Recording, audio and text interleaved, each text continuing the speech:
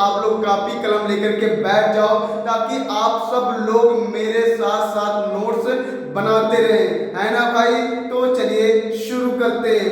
आज का क्लास बहुत ही ज्यादा खास होने वाला है क्योंकि आज की क्लास में आप लोग HCF LCM निकालना सीखेंगे। कितना आसान है वो तरीका मैं आप सभी को बताऊंगा क्या HCF और LCM निकालने के लिए, है ना। अभी तक आप लोगों ने अगर HCF LCM अच्छे से नहीं समझा होगा तो वो सारे चीज जो भी आपके मन में डाउट रहा होगा HCF LCM को लेकर के, वो सारे डाउट आज की क्लास में क्लियर होगा, है ना भाई। कल की क्लास में इसके पिछले वाले क्लास में मैंने आप सभी को HCF LCM के बारे में एकदम अच्छे से बताया था कि भाई HCF और LCM क्या है, इसके फुल फॉर्म क्या है, ठीक है ना भाई, इसे क्यों पढ़ना पड़ा, ये सारी चीजें हमने बताया था, है ना भाई। पिछले वाले क्लास में हमने गुणनखंड के बारे में बताया था, गुणनफल के रूप में बताया था, और एक टॉपिक रह गया था सत्यता की जांच भी मैंने बता दिया था। फिर एक लास्ट में टॉपिक रह गया था कि जांच कीजिए कि संख्या शून्य पे समाप्त होता है या नहीं, ये टॉपिक रह गया था। और मैंने आपसे कहा था कि इस टॉपिक को हम लोग अगली क्लास में सीखेंगे। तो अगर आप लोग ये सारी चीजों जो मैंने बताया है पढ़ाया है, ठीक है ना भाई, वो वाली क्लास अगर आप लोग नहीं देखे हो तो सबसे पहले आप लोग उस क्लास को देखें। जितने भी सारे के पीछे वाले क्लास है सारे क्लासों को आप रेगुलर देखो, ठीक है ना। फिर उसके बाद इस क्लास को देखोगे ना तब जाकर के आपको इस क्लास का एकदम मजा आएगा भाई। हाँ कि भाई एकदम वाकई बहुत ही समझ में आ रहा है, तब आपको ऐसा लगेगा। अगर आप डायरेक्ट देखोगे ना तो आपको थोड़ा डाउट होगा, दिक्कतें होंगी ना भाई, तो आप ऐसा ना करो। सबसे पहले उन क्लासों को देखो फिर इस क्लास को देखो, है ना भाई। तो जो लास्ट वाला टॉपिक है उस लास्ट वाले टॉपिक को हम लोग पहला उदाहरण और क्वेश्चन नंबर 5, ये दोनों एक ही सवाल है, एक ही टाइप के हैं, समझ आया। और ये दोनों के दोनों सवाल उसी लास्ट वाले कॉन्सेप्ट पर टिका हुआ है।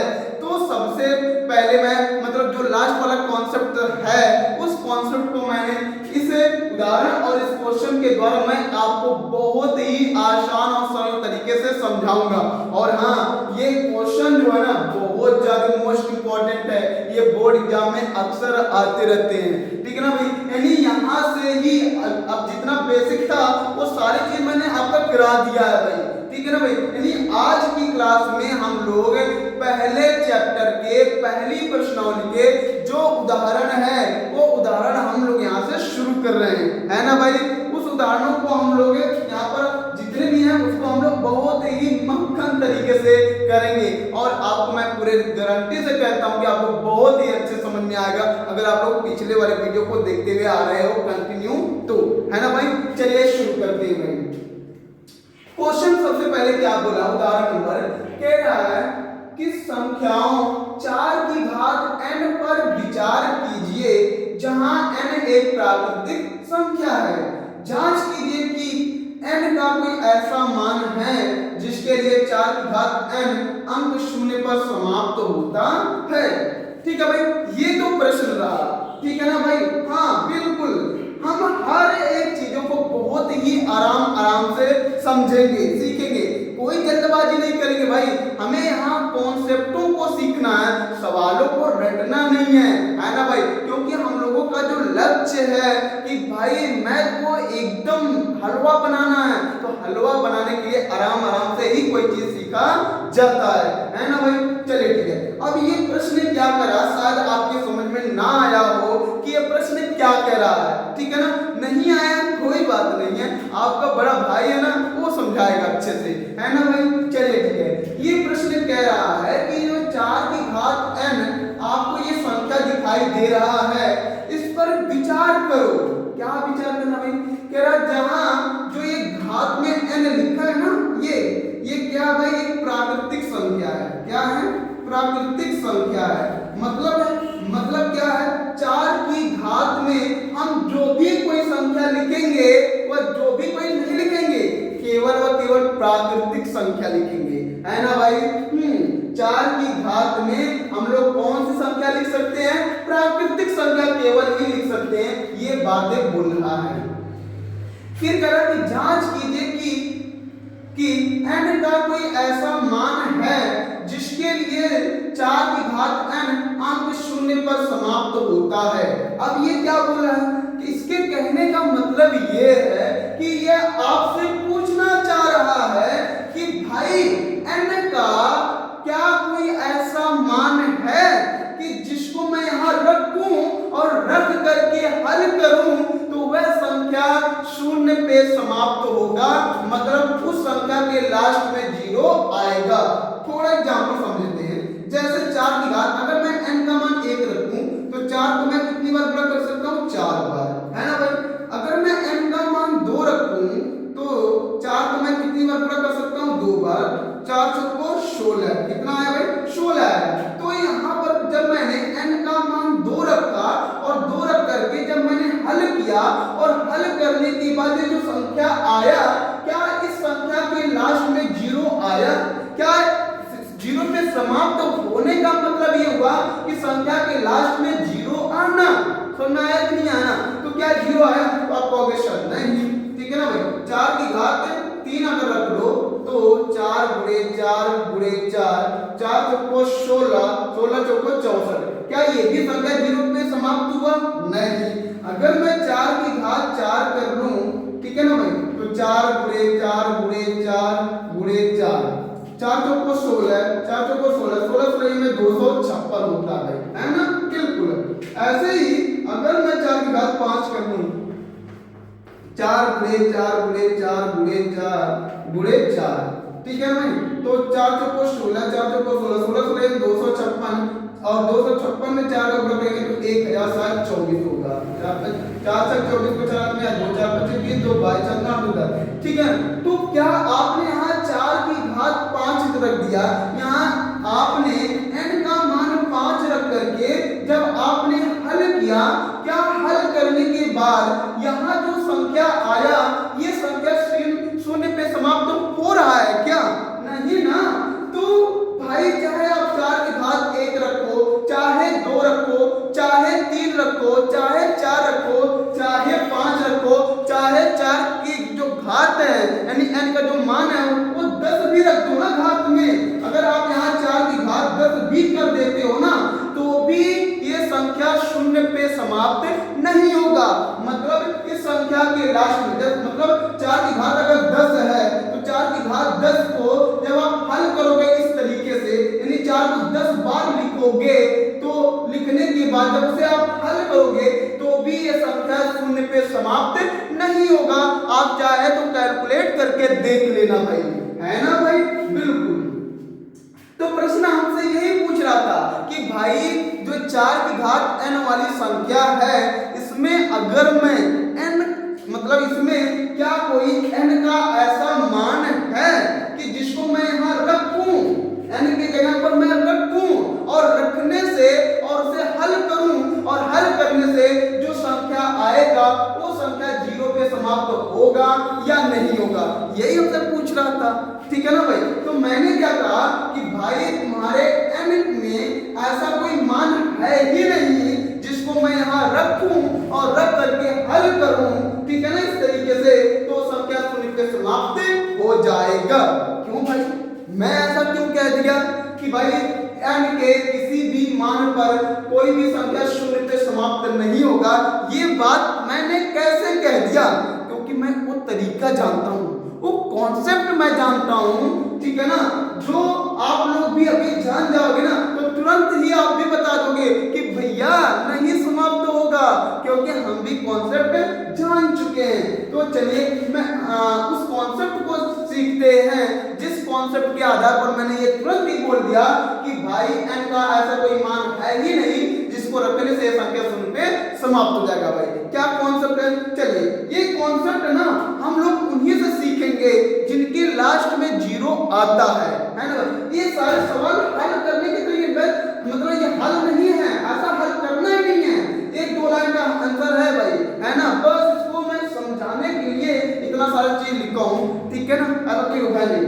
चलिए मैंने क्या कहा कि भाई हम लोग उन्हीं से पूछे जिसके लास्ट में 0 है, जैसे 10 हो गया, 20 हो गया, 30 हो गया, 40 हो गया, 50 हो गया, ठीक है ना भाई, 60 हो गया, 70 हो गया, डॉट डॉट डॉट ले लेते हैं। क्या 10 को मैं 1 गुणे 10 लिख सकता हूँ? जी बिल्कुल सर। 20 को क्या मैं लिख सकता हूँ? 2 गुणे 10 लिख सकता हूँ? जी सर बिल्कुल। 3 गुणे 10 लिख सकते हैं सर।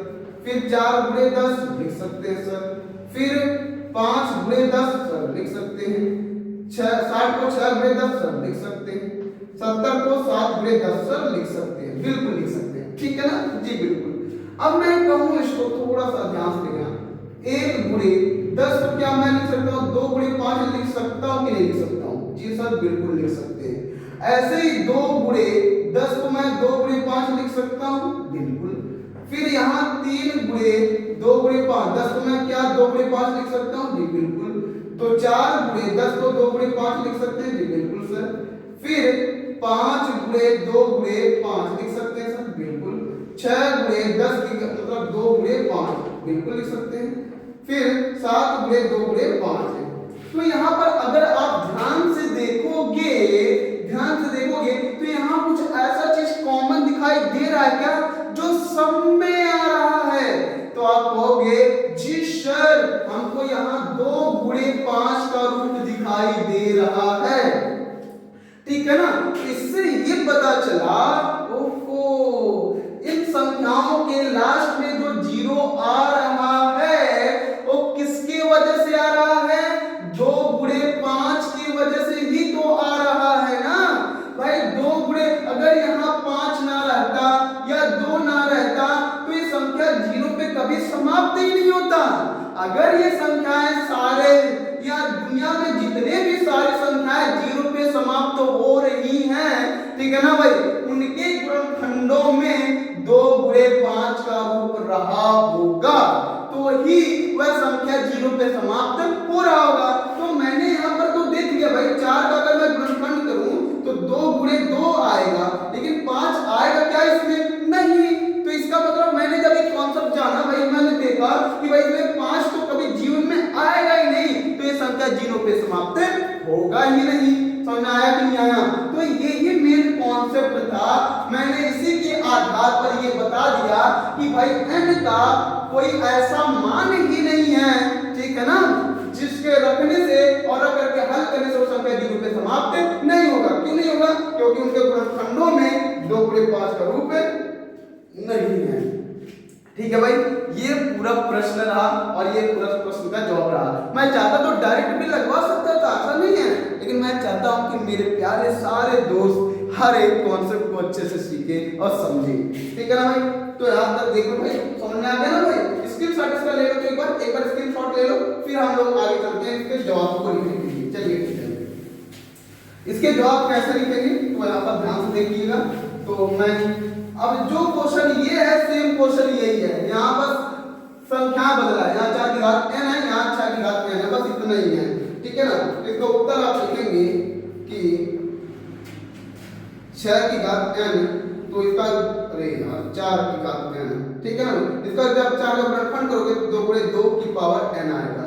तो यहाँ पर लिखोगे n के किसी भी मान पर, बस ऐसे लिख देना, n के किसी भी मान पर संख्या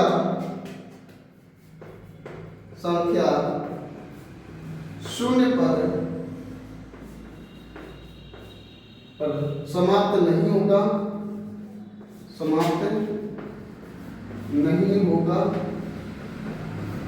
क्योंकि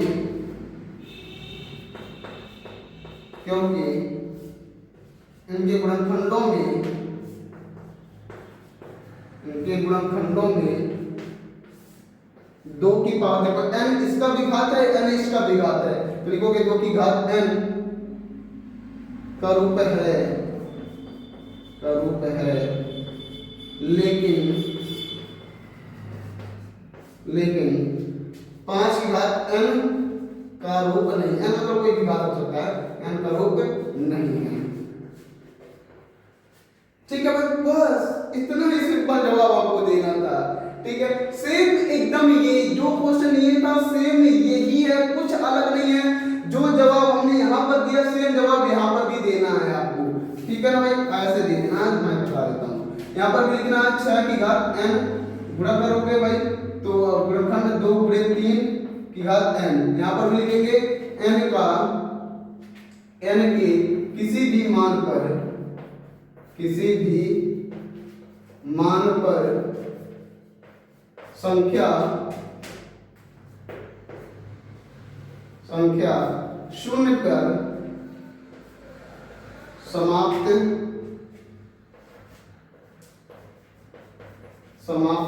नहीं होगा क्योंकि इनके गुणनखंडों में